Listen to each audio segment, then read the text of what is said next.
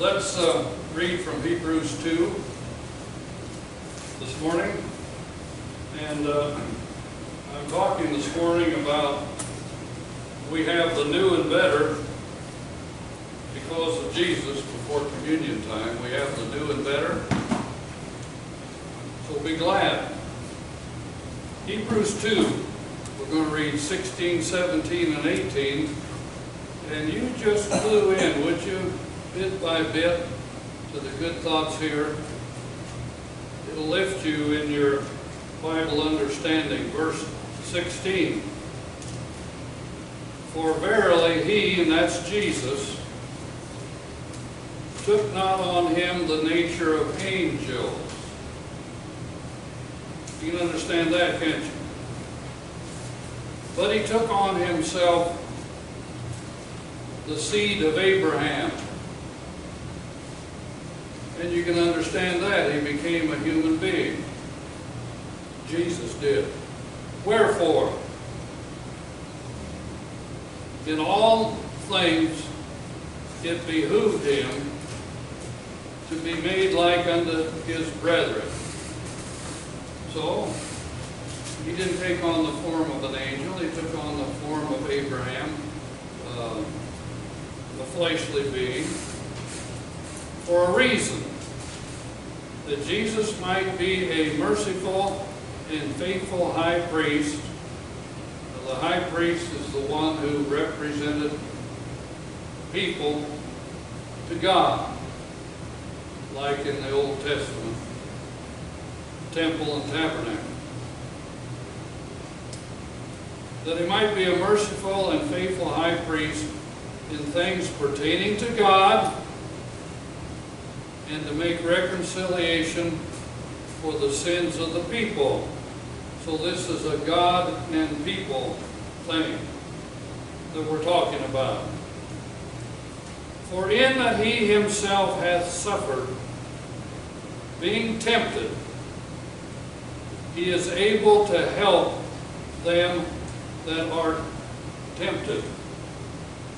Now, I think you could come back up here and explain that to us. I really do. But think what we have read here. Can you really believe what we've read? You really think that there's a bigger and better way here? I do. Do you realize that Jesus took the devil to the cleaners? Yeah. Now, I first wrote down here, and this is naughty. Jesus beat the hell out of Satan. Now, don't tell anybody I said that. But he sure took him to the cleaners. Yeah.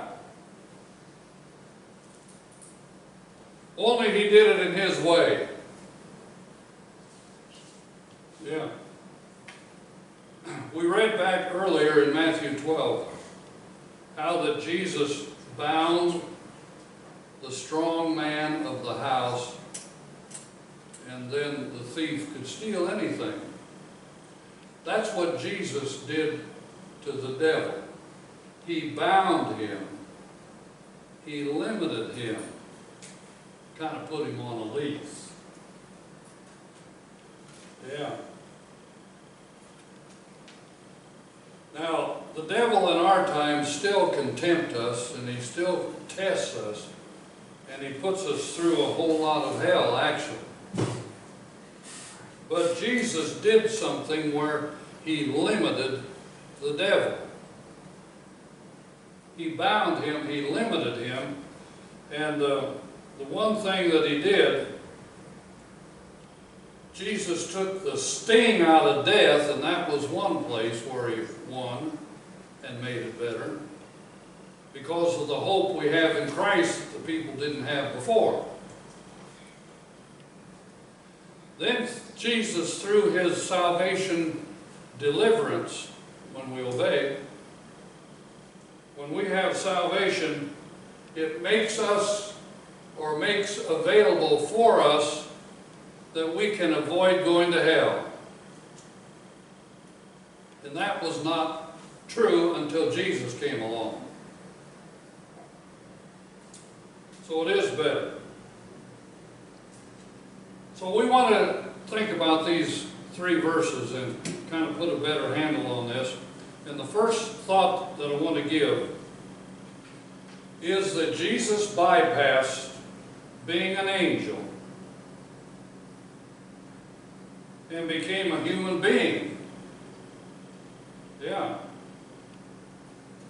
A human being like Abraham, so that he might understand and sympathize with us. That's why he came here. Now you think about it. Jesus had been in heaven, in that environment forever. Don't you suppose it was quite a come down when he came down? Yeah. But he needed to come down here. Now when you talk about angels, that's talking about another realm. And it's kind of out of our league. I still don't know all about that, except when we get over there, Nancy and I are not going to be married anymore. We're going to be angels. Doesn't the Bible teach that? You don't like that?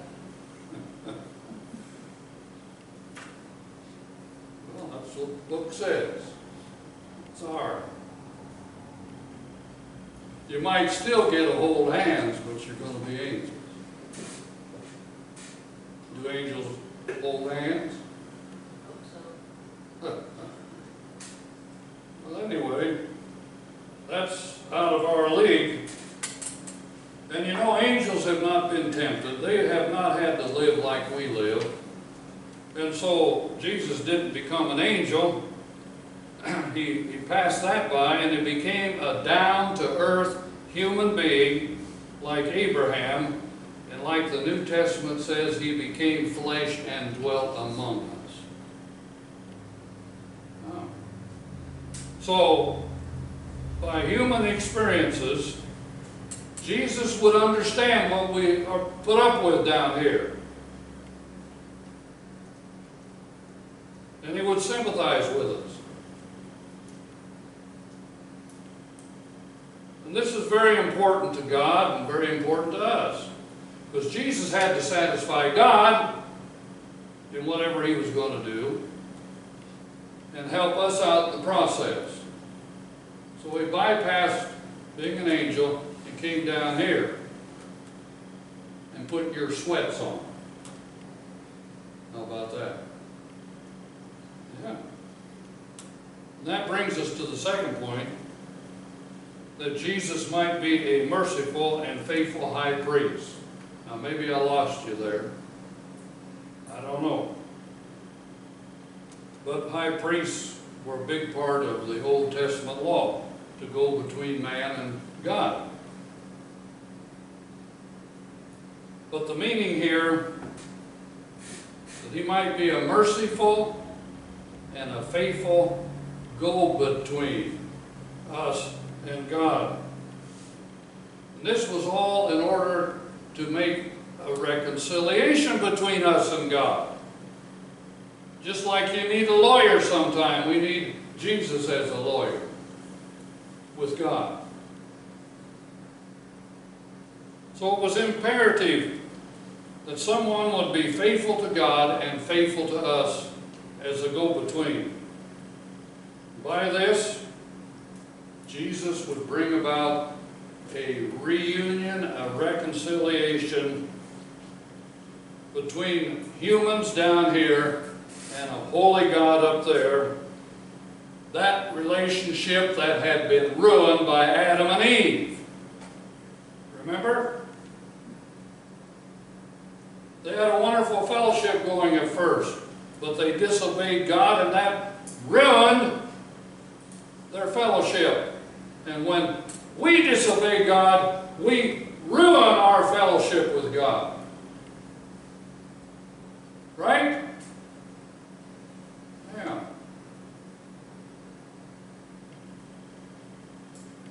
Jesus needed to experience our trials, our temptations, our sufferings, everything that we go through, so that He could be aware of our frailties. I don't suppose there's anything like us in heaven. So He needed to come here. He needed to experience our frailties so He could properly intercede between us and God as a high priest. And in order to be a merciful and a faithful high priest, or merciful with us and faithful to God, He spent almost 34 years here on earth. And that brings us to this last point.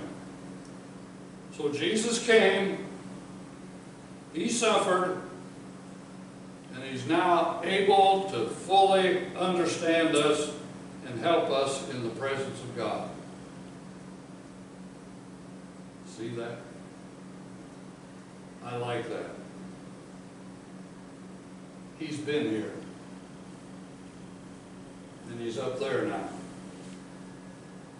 Yes, I like that. And He's representing us up there. And He's well qualified because He went through all the experiences that He did down here. Well qualified, very sympathetic, very understanding. He had our difficulties, and now He can represent us in heaven. So what's next? The biggest thing that is next is for you and I to know that and appreciate that. And maybe understand it a little bit more as we come to communion time. We don't just remember Jesus. We can think about a lot of things in regard to Jesus at communion time and be impressed. Christianity is sensible. And we need to be impressed with its simplicity and rightness, as well as goodness. So this will bring peace to our understanding and helpfulness as we do understand. A little bit more when we come to communion time. Go ahead, remember Him. But there's a whole lot to remember. Right? A whole lot to remember. So what do I say? Get with it. It's sensible. It's the best that there is. It won't get any better.